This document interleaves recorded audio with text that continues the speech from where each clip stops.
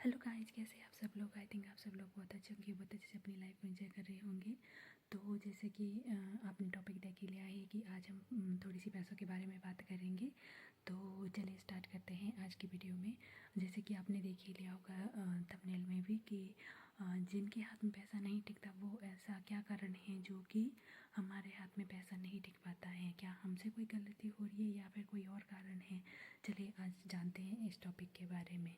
जैसे कि आपको पता ही सबसे ज़्यादा मेन हमारा कर्म मायने रखता है कि हम कैसा कर्म कर रहे हैं और हमारी उस कर्म को लेकर क्या जिम्मेवारी है। इस बात का भी बहुत ज़्यादा हमारी लाइफ पे असर पड़ता है। तो इस बात को आगे बढ़ाने से पहले मैं आपको एक स्टोरी सुनाना चाहती हूँ जो कि श्री कृष्ण भगवान और अर्जुन से रिलेटेड है।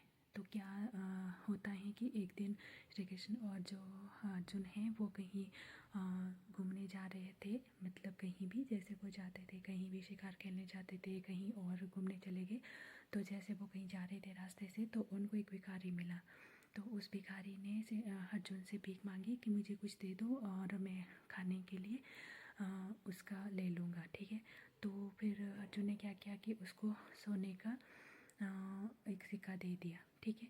तो जैसे ही वो उसको सोने का सिक्का मिला वो बहुत ज़्यादा खुश हो गया कि अच्छा मुझे सोने का सिक्का मिल गया, अब मैं इसका बहुत सारी चीज़ें ले लूँगा।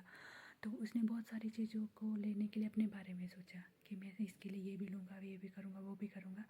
तो फिर जैसे वो आगे चलता गया उसको क्या हुआ कि बहुत सारे 3-4 चोर मिल गए और चोरों ने उससे वो सिक्का चुरा लिया। फिर उसके बाद वो बहुत ज़्यादा मायूस हो गया। फिर घर जाके फिर वो परेशान हो गया। दूसरे दिन फिर से वो अर्जुन के पास आया।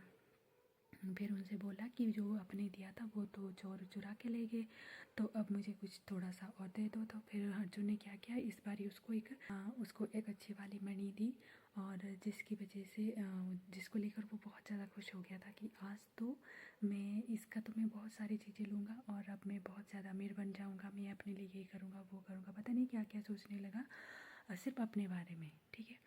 तो फिर जैसे वो घर चला, जैसे वो रास्ते से जा रहा था तो उसको प्यास लगी। उसको रास्ते में कुआं पड़ा और वो उस कुएं से पानी निकालने के लिए जैसे ही झुका उसकी जो वो मणि थी वो कुएं में गिर गई। उसने बहुत ढूंढा पर वो उसको नहीं मिली। फिर से वो वापस चला गया। फिर से वो मायूस होकर घर गया। उस बहुत ज़्यादा परेशान हो गया कि अब मेरी वो मणि खो गई। फिर से वो तीसरे दिन अर्जुन के पास आया तो अर्जुन से उसने बोला कि मेरी मणि गुम हो गई। फिर अर्जुन ने कहा भगवान श्री कृष्ण से कि प्रभु ये जो है ना ये इसके भाग्य में पैसा लिखा ही नहीं है, ये सिर्फ हमेशा ही गरीब रहेगा और इसके भाग्य में और कुछ नहीं लिखा है, ठीक है। तो जैसे कि उन्होंने ऐसे कहा, श्री कृष्ण ने कहा कि नहीं, इसके भाग्य में धन भी लिखा है और ये समृद्ध भी बनेगा, लेकिन वो कैसे वो मैं तुम्हें बताता हूँ, ठीक है। तो फिर श्री कृष्ण ने क्या किया कि उसको 2 रुपये दिए, ठीक है। उसको 2 सिक्के दिए और उसको एक अच्छी वाली मणि दी और जिसकी वजह से जिसको लेकर वो बहुत ज़्यादा खुश हो गया था कि आज तो मैं बहुत सारी चीज़ें लूँगा और अब मैं बहुत ज़्यादा अमीर बन जाऊँगा, मैं अपने लिए ये करूँगा वो करूँगा, पता नहीं क्या क्या सोचने लगा सिर्फ अपने बारे में, ठीक है। तो फिर जैसे वो घर चला, जैसे वो रास्ते से जा रहा था तो उसको प्यास लगी। उसको रास्ते में कुआं पड़ा और वो उस कुएं से पानी निकालने के लिए जैसे ही झुका उसकी जो वो मणि थी वो कुएं में गिर गई। उसने बहुत ढूंढा पर वो उसको नहीं मिली। फिर से वो वापस चला गया। फिर से वो मायूस होकर घर गया। उस बहुत ज़्यादा परेशान हो गया कि अब मेरी वो मणि खो गई।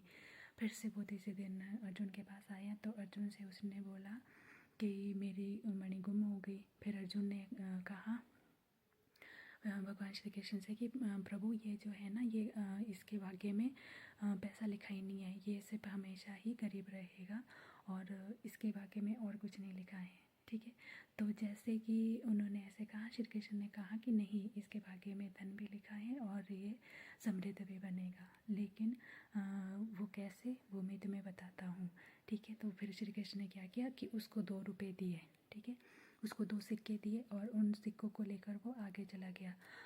आगे क्या देखता है कि वहाँ पे मछुआरे जो है ना मछली को पकड़ रहे थे। उसने सोचा कि इन 2 पैसों से मैं क्या करूँगा, इससे अच्छा कि इस मछली की जान बचा लेता हूँ। फिर उसने क्या किया, उन मछुआरों से उस मछली को ख़रीदा और उनको 2 पैसे दे दिए। वो मछुआरे बहुत खुश हो गए कि हम तो मछली फिर से पकड़ लेंगे और ये वाली इसको दे देते और हमें 2 पैसे मिल रहे हैं। और जैसे ही वो मछली को उसने लिया और अपने जो उसके पास बर्तन था उसमें रखा और उसको पानी में सांस आई। तो फिर उसको क्या हुआ कि उसके उस मछली के पेट में वो मणि थी, वो उसने बाहर निकाल दिया उसको, क्योंकि वो पानी में आ गई थी तो उसने उसको बाहर निकाल दिया।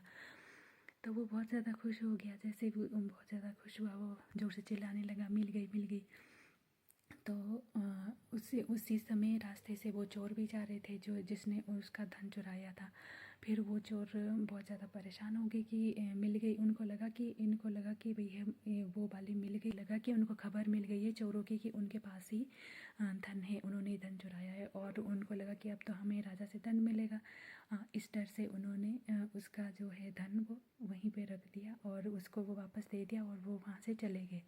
तो इससे क्या हुआ कि उसने पहले दूसरों के बारे में सोचा। जब उसने दूसरों के बारे में सोचा तो उसके पास खुद के पास वो सब लौट के आ गया जो उसने खोया था।